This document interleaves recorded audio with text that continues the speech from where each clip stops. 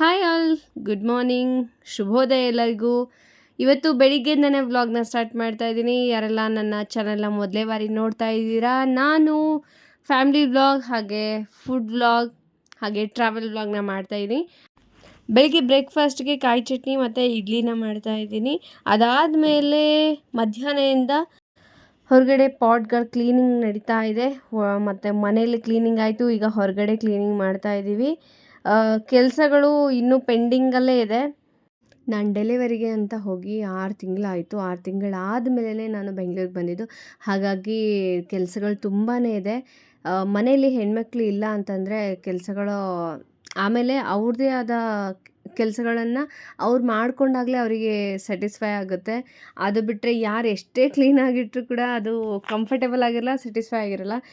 ನಮ್ಮ ವಸ್ತುನ ನಾವು ಎಲ್ಲೆಲ್ಲಿ ಇಟ್ಕೋಬೇಕು ಅನ್ನೋದನ್ನ ನಮ್ಗೆ ಗೊತ್ತಿರುತ್ತೆ. ಜೊತೆಗೆ ಅಂದರೆ ಗೊತ್ತಿರುತ್ತೆ ಅನ್ಕೋತೀನಿ. ಯೂಶ್ವಲಿ ಎಲ್ಲರಿಗೂ ಅದನ್ನು ನಾನು ಎಕ್ಸ್ಪ್ಲೇನ್ ಮಾಡೋಕ್ಕೆ ಹೋಗಲ್ಲ.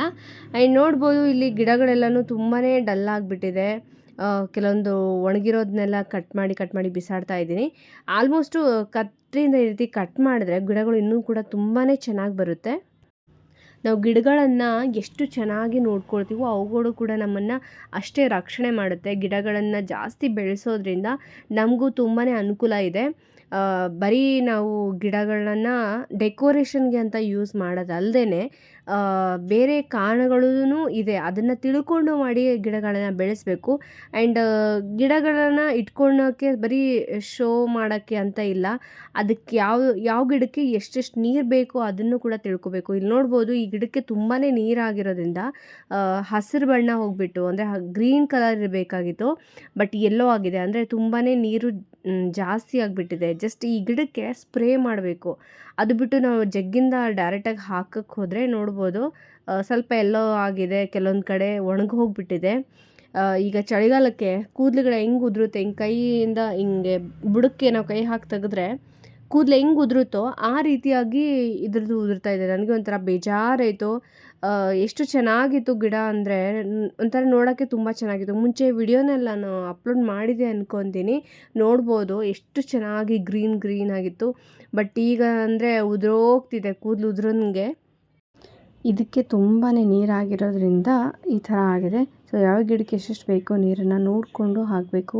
ತಿಳ್ಕೊಂಡು ಮಾಡಿದ್ರೇ ಗಿಡಗಳೆಲ್ಲ ಚೆನ್ನಾಗಿರುತ್ತೆ. ಆ್ಯಂಡ್ ಸಂಜೆ ಹೊತ್ತಿಗೆ ಸ್ಟೋರಿಗೆ ಹೋಗಿದ್ವಿ ಹೊರಗಡೆ, ಕೆಲವೊಂದು ಐಟಮ್ಸ್ಗಳನ್ನ ತೊಗೊಳ್ಬೇಕಾಗಿತ್ತು. ಹಾಗಾಗಿ ಸೊ ನಿಯರ್ ಆಗಿರೋ ಒಂದು ಸ್ಟೋರ್ ಇದೆ. ನಾನು ಆ್ಯಕ್ಚುಲಿ ಈ ಏರಿಯಾಗೆ ಬಂದಮೇಲೆ ಈ ಸ್ಟೋರಿಗೆ ಹೋಗಿದ್ದು ಫಸ್ಟ್ ಟೈಮು. ತುಂಬಾ ದೊಡ್ಡದಾಗಿದೆ, ಚೆನ್ನಾಗಿದೆ, ಎಲ್ಲನೂ ನನಗೆ ಈಸಿಯಾಗಿ ಸಿಗುತ್ತೆ ಅಲ್ಲಿ.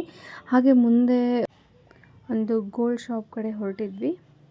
ಲಾಸ್ಟ್ ಟೈಮು ಅಲ್ಲಿ ಇಯರಿಂಗ್ಸ್ ನೋಡಿದ್ವಿ, ಚೆನ್ನಾಗಿತ್ತು. ಈಗೂ ಏನಾದರೂ ವೆರೈಟಿ ಬಂದಿದೆ ಅಂತ ಹೋಗಿದ್ವಿ. ಅಲ್ಲಿ ನೋಡಿದ್ರೆ ಇದು ಸಿಲ್ವರ್, ಆ್ಯಕ್ಚುಲಿ ಇದು ಗೋಲ್ಡ್ ಪ್ಲೇಟೆಡ್ ಅಂತೆ, 3500. ತುಂಬಾ ಚೆನ್ನಾಗಿತ್ತು. ಯಾರಿಗಾದರೂ ಈ ಥರ ಗೋಲ್ಡ್ ಮಾಡಿಸ್ಕೊಳ್ಬೇಕು ಅಂತಂದರೆ ಈಸಿಯಾಗಿ ಮಾಡಿಸ್ಕೋಬೋದು. ಇವತ್ತಿನ ವ್ಲಾಗ್ ಹೀಗಿತ್ತು. ಇದೆಲ್ಲ ಮುಗಿಸ್ಕೊಂಡು ಬಂದು ಮನೆಗೆ ಹೋಗಿ ಏನಾದರೂ ಸ್ನ್ಯಾಕ್ಸ್ಗೆ ರೆಡಿ ಮಾಡ್ಕೊಳ್ಳೋಣ ಅಂತ ಪ್ರಿಪ್ರೇಷನ್ ಮಾಡ್ತಾಯಿದ್ವಿ. ಆ ರೆಸಿಪಿ ವ್ಲಾಗ್ ನೆಕ್ಸ್ಟ್ ಸರ್ಪ್ರೈಸ್ ಆಗಿದೆ, ಏನು ಅನ್ನೋದನ್ನು ಕಾತುರದಿಂದ ಕಾಯ್ತೀರಿ. ನಾಳೆ ವ್ಲಾಗ್ಗೆ ಯಾರೆಲ್ಲ ಸಬ್ಸ್ಕ್ರೈಬ್ ಮಾಡ್ಕೊಂಡಿಲ್ಲ ಹಾಗೆ ಬೆಲ್ಲೈಕನ್ನ ಕ್ಲಿಕ್ ಮಾಡಿಲ್ಲ, ಬೆಲ್ಲೈಕನ್ನ ಕ್ಲಿಕ್ ಮಾಡಿ, ವೇಟ್ ಮಾಡಿ, ಎಂಜಾಯ್ ಮಾಡಿ. ಇವತ್ತಿನ ಬ್ಲಾಗ್ ಇಷ್ಟ ಆಗಿದ್ದಲ್ಲಿ ಲೈಕ್ ಮಾಡಿ, ಕಮೆಂಟ್ ಮಾಡಿ ಹಾಗೂ ಫ್ರೆಂಡ್ಸ್ಗೂ ಫ್ಯಾಮಿಲಿಗೂ ಶೇರ್ ಮಾಡಿ. Until then, bye bye and take care.